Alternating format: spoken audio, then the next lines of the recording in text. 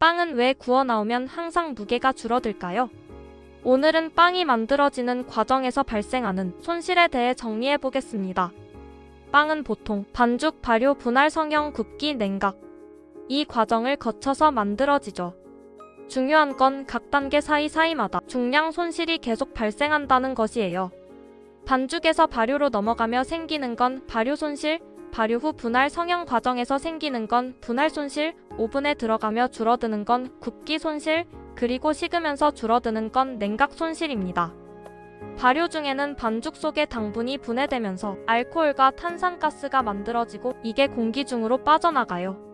이것만 생각하기 쉬운데 실제로 가장 큰 원인은 수분 증발입니다. 발효실에 넣어두면 반죽 표면에서 수분이 계속 날아가거든요. 넓게 보면 반죽이 기계에 들러붙어서 사라지는 양, 작업 중 손에 묻거나 버려지는 양, 이런 것도 발효 손실에 포함됩니다. 보통 발효 손실은 반죽 총 중량의 약 1에서 2% 정도 됩니다. 그래서 현장에서는 발효실 습도를 높이거나 반죽의 수분을 충분히 가져가서 이 손실을 최대한 줄이려고 합니다.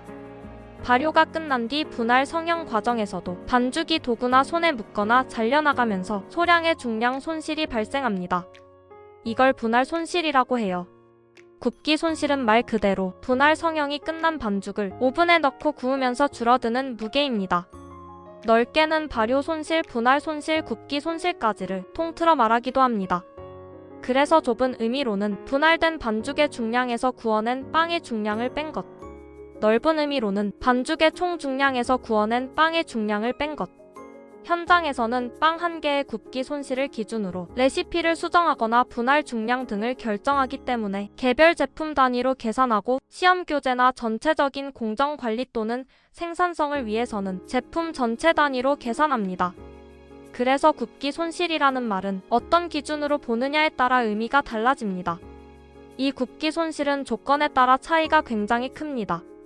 예를 들면 오븐 온도가 너무 높거나 낮을 때, 오븐 안에 습도가 부족할 때, 굽는 시간이 너무 길 때, 발효가 덜 된 상태로 들어갔을 때, 반죽의 흡수가 알맞지 않을 때, 이런 경우 수분이 과하게 날아가면서 굽기 손실이 커져요.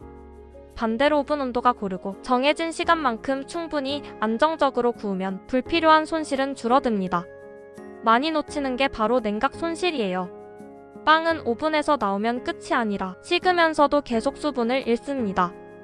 일반적으로 굽고 2시간 후 약 0.4에서 0.7% 감소, 굽고 4시간 후 약 3% 감소. 시간이 지날수록 수분은 계속 날아가요.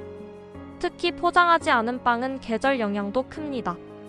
여름에는 수분 증발이 더 빠르고 겨울에는 상대적으로 조금 덜하죠. 그래서 중량을 재서 판매하는 빵일수록 냉각 손실은 정말 중요한 문제입니다. 냉각 손실을 줄이는 가장 확실한 방법은 바로 포장이에요. 실험 결과를 보면 포장하지 않은 빵은 며칠 사이 수분이 크게 줄어들지만 포장한 빵은 같은 기간 동안 중량 감소가 1%도 안 되는 수준으로 줄어듭니다. 그래서 빵의 품질뿐 아니라 원가, 판매 중량, 클레임까지 생각하면 포장은 선택이 아니라 필수에 가까워요. 오늘은 빵이 만들어지면서 보이지 않게 빠져나가는 무게, 제빵의 손실에 대한 이야기를 해봤습니다. 이런 기본 개념들이 쌓이면 홈베이킹이든 현장이든 실수가 확실히 줄어요. 도움이 됐다면 좋아요, 구독 부탁드립니다. 다음에도 빵의 이유를 알려주는 이야기로 다운당에서 만나요.